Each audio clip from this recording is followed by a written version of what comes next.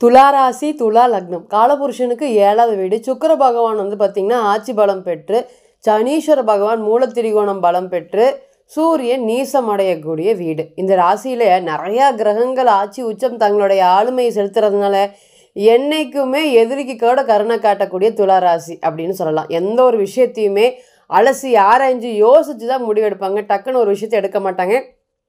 நீதி நேர்மை இது எல்லாத்துக்கும் பெயர் போன ராசி. சூரியன் நீசமாக இருக்கிறதுனால எப்போவுமே எல்லாருமே நல்லவங்க அப்படிங்கிறத நம்பிடுவாங்க. அந்த நம்பிக்கை தன்மை அப்படிங்கிறது ரொம்பவே அதிகமாக இருக்கக்கூடிய ராசி. இன்றைக்கி நான் கஷ்டப்பட்டுட்டு இருக்கேனே, எனக்கு யாருமே ஆறுதலுக்கு இல்லையே அப்படின்னு வருத்தப்படக்கூடிய ராசியாகவும் இருக்கீங்களா அப்படின்னு கேட்டிங்கன்னா ஆமாம். எல்லாத்துக்குமே நான் தான் காரணம். இன்றைக்கி கடவுளோடைய அனுகிரகம் மட்டும்தான் எனக்கு இருக்குது. எனக்குன்னு யாருமே இல்லைங்க. நான் எந்த இடத்துல ஆரம்பித்தனோ அதே இடத்துல நிற்கிற மாதிரி இருக்குது அப்படிங்கிற மாதிரி ஒரு சூழ்நிலைகள் எல்லாமே துலா ராசிக்கு கொடுத்துட்ருக்கு. நிறையா பிரச்சனைகள், எந்த ஒரு விஷயம் எடுத்தாலுமே எனக்கு பாதிப்புன்னு சொல்லாத துலா ராசி இல்லவே இல்லையா. ராசிநாதனே அஷ்டமாதிபதியாக வர்றதுனால குடும்பத்தை காக்கிறதுக்காக போராடுறீங்க. நிறைய விஷயங்கள் வந்து பார்த்திங்கன்னா நம்பிக்கை துரோகங்கள் ஏராளமானதை சந்திச்சிருக்கீங்க. ஒரு விஷயங்கள் வந்து இப்படிலாம் நடக்குமா அப்படின்னு நீங்கள் யூகிக்காதுக்கு முன்னாடியே உங்களுக்கு பல பிரச்சனைகள் நடந்திருக்கு. எவ்வளோதான் உஷாராக இருந்தாலுமே என்னை ஏமாற்றிட்டு போயிடுறாங்க. இருந்தாலுமே நான் யாரையுமே அந்த மாதிரி ஏமாத்துறது இல்லை. எனக்குன்னு ஏன் இப்படி ஏமாற்றிட்டு போகிறாங்க அப்படிங்கிற வலி வேதனைகள் ரொம்ப அதிகமாக இருக்குது. இன்றைக்கி ஏமாலியே இருந்துட்டோமே. நிறையா கிரகங்கள் எப்பொழுதுமே தங்களுடைய ஆளுமையை ஒரு ராசியில் செலுத்தினா இன்றைக்கி எல்லாத்துக்கூடையும் நான் டக்குன்னு நம்பிடுவீங்க. நாளைக்கு வந்து பார்த்திங்கன்னா நம்ப மாட்டீங்க. சில விஷயங்கள் வந்து பார்த்திங்கன்னா யார் என்ன பேசினாலும் உடனடியாக ரொம்ப வருஷமாக பழகியிருக்கோம், இவங்கெல்லாம் இப்படி இருக்க மாட்டாங்க அப்படிங்கிற நம்பிக்கை மாற்றங்கள் நிறைய. அந்த மன மாற்றம் அப்படிங்கிறது விருச்சிகத்துக்கும் சரி துலாத்துக்கும் சரி ரொம்ப அதிகமாக நடக்குங்க.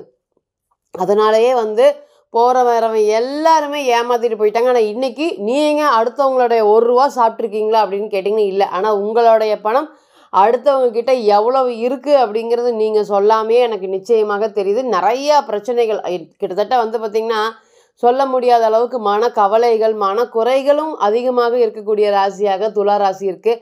அதில் முதல் பிரச்சனை வந்து பார்த்திங்கன்னா திருமண வாழ்க்கை. போராடிட்டு இருக்கீங்க திருமண வாழ்க்கையை காப்பாற்றுறதுக்கு. எங்கே போனாலுமே பிரச்சனைகளாக இருக்குது. 10 வருஷம் 15 வருஷம் வாழ்ந்துட்டு இருந்தோம், எந்த பிரச்சனையும் இல்லை.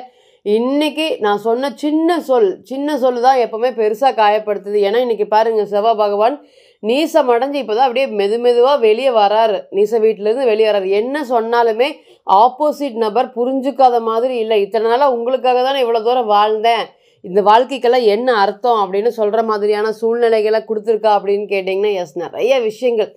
எங்கே கை கட்டி நிற்கக்கூடாதோ அங்கெல்லாமே கை கட்டி உங்களுடைய கௌரவத்தை விட்டுட்டு நிற்கக்கூடிய ஒரு சூழ்நிலை. ஏன்னா எப்போவுமே துலாத்தை பொறுத்த வரையும் அவ்வளோ சீக்கிரம் கௌரவத்தை விட்டு கொடுக்கவே மாட்டாங்க. அந்த 1000 பிரச்சனையாக இருந்தாலும் பரவாயில்ல போயிட்டு வா, எங்களுக்கு எது நல்லது தெரியுதோ அது மட்டும்தான் அப்படின்னு தெளிவாக பேசக்கூடிய ஆள். இன்றைக்கி வந்து பார்த்திங்கன்னா காதல் அப்படிங்கிற விஷயங்களும் சரி, திருமணம் சம்மந்தப்பட்ட விஷயங்களும் சரி, நல்லது நடந்துகிட்ருக்கா அப்படின்னு கேட்டிங்கன்னா இல்லை, நான் ஒன்று நினைக்கிறேன் அது பாட்டுக்கு ஒன்று நடக்குது அப்படின்னு சொல்கிற மாதிரி விஷயங்கள் தான். தன்மான சிங்கங்கிறனாலேயே கையில் காசு நிற்காமல் சம்பாதிக்காமல் கஷ்டப்பட்டுட்ருக்கேன். இன்றைக்கும் பாருங்கள், தொழில் அப்படிங்கிறது கேள்விக்குறியாக இருக்கா அப்படின்னு கேட்டிங்கன்னா எஸ். என்னைக்கு வந்து கேது ராசியில் வந்துட்டு போகிறாரோ அன்னைக்கே ஆரம்பித்த பிரச்சனை அன்னைக்கு எல்லாருக்குமே தெரிகிற மாதிரி இருந்ததுங்க. இன்றைக்கும் படிப்படியாக கொஞ்சம் கொஞ்சமாக கடனை அடைச்சிட்ருக்கேன். இருந்தாலுமே எனக்கு ஹோப் போயிடுச்சு. உன்னி சம்பாதிப்போமா, உன்னி இதுலேருந்து வெளியே மீண்டு வருமா அப்படிங்கிற ஹோப் ரொம்பவே அதிகமாக இழந்துட்டீங்க. ராசிநாதன் பாருங்கள் 6ஆம் இடத்துல உச்சமாக இருக்கார். பல நாட்களாக உச்சமாக இருக்கார். அப்போ பல நாட்களாக கடன் தொந்தரவுகள் கழுத்தை நெரிக்கக்கூடிய ஒரு சூழ்நிலை இருக்குது. இதுலேருந்து வெளியே வரலாமா வேண்டாமா அப்படிங்கிற எண்ணங்களும் ரொம்ப ஓடிட்டுருக்கு. ரொம்ப வருஷம் ஆச்சு, நம்ம இதிலே இருந்துடலாம், இனி வெளியே போய் என்ன பண்ண போகிறோம் அப்படிங்கிற இதுலேயே நிறையா நாள் நீங்கள் கழிச்சிட்டிங்களா அப்படின்னு கேட்டிங்கன்னா தொழில் சார்ந்த விஷயத்தில் கழிச்சிட்டிங்க. இனி வரக்கூடிய நேரம் இதெல்லாமுமே வந்து பார்த்திங்கன்னா துலா ராசி இப்போ ஃபேஸ் பண்ணிகிட்டு இருக்கக்கூடிய பிரச்சனைகள். இனி துலாத்தை பொறுத்தவரையும் குரு சூரியன்கிற சிவராஜ யோகம் உங்கள் எல்லாருக்குமே தெரியும். 11ஆம் அதிபதின்னு சொல்லக்கூடிய சூரியன், அதே போல் வந்து பார்த்திங்கன்னா துலா ராசிக்கு 3 6ஆம் அதிபதியான குரு பகவான் வந்து பார்த்திங்கன்னா ராசிக்கு 9ஆம் இடத்துல சிவராஜ யோகம்ங்கிற யோகம் இந்த 16/6/2025 மேலே கிட்டத்தட்ட 1 மாதங்கள் இருந்து, ஏன்னா வருட கிரகத்தோடைய கிரக இணைவு. அப்போ கிட்டத்தட்ட வந்து பார்த்திங்கன்னா இது பெரிய அளவுக்கு பலன்களை ஏற்படுத்தி கொடுக்கும். இது எங்கே பார்க்குது அப்படின்னு கேட்டிங்கன்னா உங்களுடைய ராசியை பார்க்குது. ராசிக்கு 9ஆம் இடமான பாக்கிய ஸ்தானத்தில் அமைஞ்சிருக்கு. இதில் சூரியன் மிக பெரிய பொறுப்பில் இருக்கார், 11ஆம் அதிபதி. என்ன மாதிரியான பலன்களை கொடுக்க போகிறாரு, இதுலேருந்து நாங்கள் மீண்டு வந்துருவோமா, மீண்டு எழுந்துருவோமா, தடுமாறிட்டு இருக்கிற மாதிரி ஒரு சூழ்நிலைகள் இருக்குது. எல்லாத்துக்குமே வந்து பார்த்திங்கன்னா முன் உதாரணமாக செயல்பட்டுட்டு இருந்த நீங்கள் இன்றைக்கி யாருக்கிட்டையும் எதுவும் பேச முடியாமல், ஏன்டா நீங்களாம் இவ்வளோ செல்ஃபிஷா அப்படின்னு சொல்கிற மாதிரியான சூழ்நிலைகள்லாம் இருக்குதுங்க. இந்த சூழ்நிலையில் வந்து பார்த்திங்கன்னா 9ஆம் இடத்துல இருக்கக்கூடிய பலன்கள் எப்படி, ஃபஸ்ட்டு உங்களுடைய ராசியை பார்க்குது. இழந்த தைரியத்தை, தன்னம்பிக்கையை மீட்டெடுக்கக்கூடிய காலமாக இருக்கும். ஃபஸ்ட்டு என்னத்தை இழந்திருக்கீங்க அப்படின்னு கேட்டிங்கன்னா, 4 பேர் முன்னாடி இருக்கக்கூடிய மதிப்பு, கௌரவத்தை இழந்திருக்கீங்க. அது வந்து இன்றைக்கி பல பேர் வந்து முன்னாடி வந்து நீங்கள் தான் பண்ணணும், நீங்கள் தான் எல்லாமே பண்ணணும் அப்படின்னு நீங்கள் பண்ணி பழகிட்டு இருந்த ஒரு விஷயங்கள் இன்றைக்கி உங்ககிட்ட இருந்து தட்டி பறிக்கப்பட்ட மாதிரி ஒரு சூழ்நிலைகள் எல்லாமே கொடுத்துருக்கு. இது எல்லாத்துக்குமே சுக்கிரன் வந்து பார்த்திங்கன்னா பலம் இழந்தது தான் காரணம். 6ல் போய் பலம் உச்சமாக இருக்கிறது காரணமாக இருக்குது அப்படின்னு கேட்டிங்கன்னா இல்லை. ராசிநாதன் 6க்கு போனது தான் மிகப்பெரிய காரணம். எந்த ஒரு பிரச்சனை எடுத்தாலுமே நீ தான் வந்து பார்க்கணும், நீ தான் செய்யணும்னு சொல்லிட்டு இருந்தாங்க. இன்றைக்கி நீ யாருன்னு கேட்குற மாதிரி ஒரு சூழ்நிலைகள் எல்லாமே கொடுத்துருக்காரு. இதில் இருந்தெல்லாம் படிப்படியாக மீண்டு வெளியே வருவீங்களா அப்படின்னு கேட்டிங்கன்னா எஸ், நிச்சயமாக வெளியே வருவீங்க. 2வது தொழிலுங்கிறது பேருக்கு தாங்க இருக்குது. நான் ஒன்றும் பெருசாகவே வந்து பார்த்திங்கன்னா என்னால் பண்ண முடியல, ஜெயிக்க முடியல, ஜொலிக்க முடியல, எனக்கு வளர்ச்சி அப்படிங்கிறது கிடைக்குமா கிடைக்காதா அப்படிங்கிற விஷயங்களே வந்து இன்றைக்கெல்லாம் பாருங்கள், ராசிக்கு 10ல் செவ்வாய் பல நாட்களாக நீசம். அதனால் அப்படியே புலம்பி தள்ளிடுவீங்க. ஒரு 10 நிமிஷத்துக்கு மேலே பேசினோம்னா என்னால் முடியலைங்க தொழிலில், அதாவது பேருக்கு சம்சாரத்துக்கு வெளியே சொல்லக்கூடாது, அந்த மாதிரி நடத்திட்டு இருக்கிறோம் தொழிலை.